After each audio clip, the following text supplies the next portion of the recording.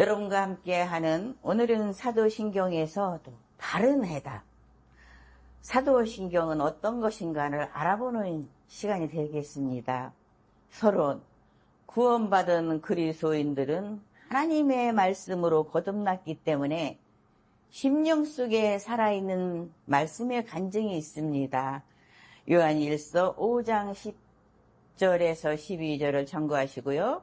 그 간증은 성령에 의하여 거듭났기 때문에 요한복음 3장 5절에서 성령의 감동으로 기록된 성경이 믿어지는 것이며, 고전 2장 10절에서 12절, 당연히 구원받은 그리스도인들은 그 간증이 성경에 기록된 내용이 되며 구원받은 순간 심령에서 하나님께 고백되는 것입니다. 그것은 일종의 삶의 표본이 또 신경이 될 수 있습니다. 그런데 사도신경이란 사도들이 믿었던 신앙 고백, 신조를 뜻한다고 붙인 이름인데요. 오늘날 수많은 노마교나 개신교인들이 사도신경의 유래, 심지어는 사도신경을 예배 시간이나 집회 때 암송을 하지 않으면 이단이라고들 정지하는 한심한 지도자들도 있습니다. 오늘날은 성경을 바라보면서 사도신경을 안 하는 교회도 참 많습니다. 이제 깨달아 간다라는 것이죠. 우리는 그냥 내가 알아보지도 않고 그냥 전해온 걸로 그냥 듣고 그냥 그것이 전부인 양 따라 하는 것이죠. 그러나 오늘날 많은 복음적인 그리스도인들은, 진정한 참 그리스도인들은 암송을 하지 않습니다. 종교인들은 합니다. 그러나 그리스도인들은 오늘날에 하지 않는다라는 것이죠. 그래서 오늘은 사도신경이 어디에서 전래되었으며 어떻게 받아들여야 할 것인가를 함께 묵상해 보시고 성경을 통해서 해답을 얻고자 합니다. 본론, 사도들이 작성한 적이 없는 사도신경의 조문. 우선 성경에 등장하는 교회들이나 의식이나 주님께서 명령하신 의식은 침례와 만찬의 의식만 명령되어 있습니다. 그의 모든 생활은 성경 말씀을 따라 순종하면 되는 것이죠. 하나님께서는 어떤 의식이나 형식은 아주 싫어하시므로 예배는 형식화되어 있는 제도화된 의식적 예배가 아니라 진정, 신령과 진정으로 드려야 된다라는 것이죠. 우리의 삶이 되어야 된다라는 것이죠. 신령과 진정으로. 로마 12장 1절을 참고하시고요. 때문에 특정 집회나 특정 시간에 예배에 받다 혹은 예배에 끝났다라는 말은 성경적이지 못하다라는 것이죠. 과연 사도들이 사도신경을 만들었을까? 여기서 또 알아봅니다. 사도신경 조문은 로마 카톨릭이 만들었습니다. 카톨릭 교리사전에 사도신경에 대해서는 신경이란, 즉 우리는 주일마다 소위 사도신경을 애운다. 신경이란 믿어야 하는 신조라는 뜻입니다. 신경이란. 개신교들은 1517년도 종교를 개혁하면서 정통 카톨릭의 신앙을 고백하는 뜻으로 이 신경을 외우고 오늘날까지 연부를 외우듯이 외우고 있습니다. 개신교 것이 아니라 카톨릭을 따라한다는 것이죠. 한국 카톨릭 대사전에도 사도신경을 그리스도교의 바탕이 되는 핵심 교리를 담은 초대교회의 신앙 고백이며 카톨릭이 주요 기도문의 하나이고 이 명칭은 서기 390년에 공식적으로 발표되었다고 합니다.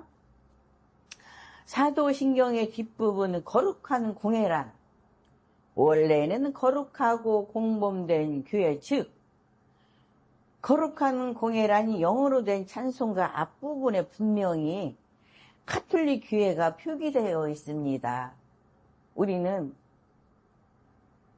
신경 써서 보지 않고 그냥 무심코 보는 경향이 있습니다. 따라서 개신교에서는 암송하는 사도신경은 가톨릭을 공인하는 암송을 하고 있으니 그야말로 눈뜬 장님 목회자들 밑에서 뭘 먹고 사는지 또 한 알아보고 또 답답합니다. 또한 모든 성인의 통곡을 믿으며 라는 말은 성도가 서로 교통하는 것을 믿으며 라고 가톨릭에서는 죽은 사람들을 성인식 서품하며 선포한 죽은 자들의 성인들까지 교통한다는 뜻입니다. 우리가 사도신경에서 잘 알아보셨으면 좋겠습니다. 이것은 영매, 초혼, 신접자 자들은 죽이라는 하나님의 말씀과 위배되는 것이죠. 하나님 말씀과는 상관이 없다라는 거죠. 신명기 18장 10절에서 12절, 레위기 20장에서 20절을 참고하시고요. 성인들은 통곡에서 유래한 아주 고약한 단어임에도 불구하고 많은 개신교들은 주문을 외우듯이 외우고 있으며 거짓의 교회요 귀신들의 처소임을 분명한데 양의 탈을 쓰고 있는 가증스러운 모습입니다. 그리고 한심합니다. 우리는 성경을 볼 때, 찬송을 볼 때 세세히 섬세하게 정확하게 알아보고 해야 된다는 것이죠. 개신교는 가톨릭을 많이 따라한다라는 것이죠. 사도신경의 정리. 사도신경의 초기 원문은 로마 신조에서 유래하였기 때문에 로마 가톨릭에서는 절대적으로 사도신경을 미사와 때나 세례식 때 고백하고 있지만 오늘날 모르고는 개신교들이 몇 명이 모이면 따라하고 암송하고 있습니다. 그중에 성경을 바로 아는 분들은 사도신경을 하지 않습니다. 사도들이 직접 쓴 것도 가르친 적도 없는 로마교회의 신조입니다. 사도신경이 기도가 아닙니다. 그래서 우리는 저희 방송회 때나 예배 때나 사도신경을 하지 않습니다. 개신교들은 흔히 기도로 인식하고 있는 사도신경을 꼭 예배 때 외워야 된다고 앵무새처럼 외워야 된다라고 생각하는 우리 개신교들은 반성해야 됩니다. 사도신경은 하나님께 드리는 기도로 착각하고 고백한다면 예배의 대상이 과연 누구인가 생각합니다. 사도신경을 한다면 가톨릭을 믿는 것이죠. 예수 그리스도를 믿는 것이 아니라는 것이죠. 사도신경은 예수님과 아무런 상관이 없다라는 것이죠. 교회 안에서 사도신경은 전혀 불필요한 것입니다. 여러분, 개신교인들은 사도신경이 마치 우리의 모든 핵심을 요약하는 것처럼 중요시합니다. 과연 그러한가? 또 알아보겠습니다. 로마 가톨릭의 전설에 의하면 사도신경은 서기 55년에 12사도가 예루살렘에 모여서 기독교의 요약을 마련하기 위해서 성령의 감동으로 베드로가 처음 한 기절을 기록하자 차례차례 한 기절씩 더하여 오늘날의 사도신경을 완성했다라는 것입니다. 그리고 가톨릭에서 말하는 또 다른 말은 사도신경은 사도들이 제정하지는 않았으나 사도들의 신앙이 요약됐기 때문에 지금도 사도신경이라는 이름을 붙였다라는 것입니다. 그러나 이것은 전혀 근거가 없는 사실입니다. 역사적 서기 300년경 이전에는 전혀 생긴 일이 없었습니다.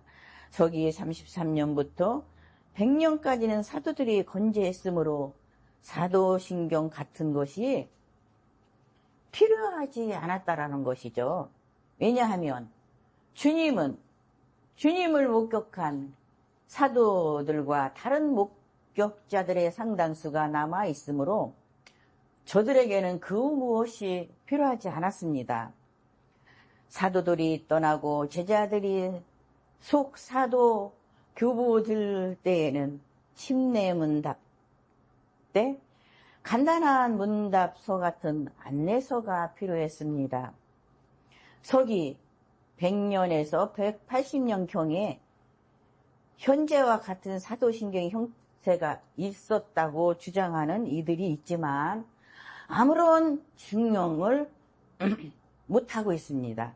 많은 학자들의 사실을 요약하자면 서기 750년에 완성된 카톨릭의 작품이라는 설들이 상당한 자료와 근거들을 제시합니다.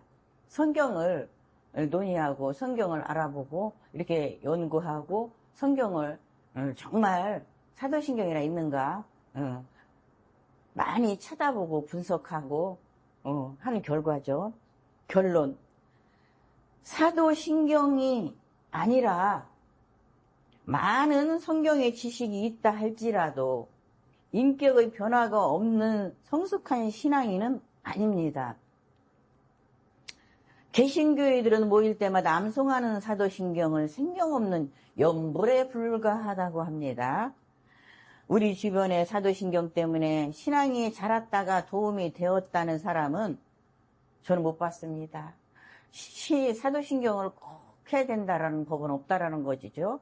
카톨릭에서 하고 있는 사도신경을 우리는 개신교에선 따라서 한다라는 것이죠.